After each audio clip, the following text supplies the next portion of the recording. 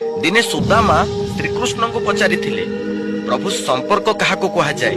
सुदामा कथा शुणी भगवान श्रीकृष्ण निजर मित्र सुदामा को स्मित हस दे कही जेउठी स्वार्थ थाए सेठी संपर्क न थाए आउ जेउठी संपर्क थाए सेठी स्वार्थ न थाए।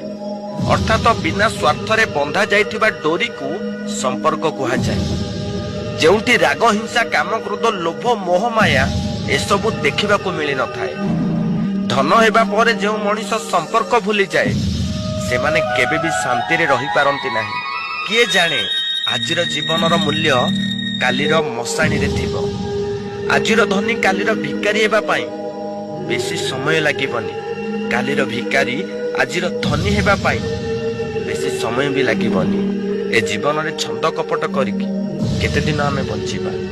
जहा आनीचे ताहा ए मर्त्यपुर रे फकीबा।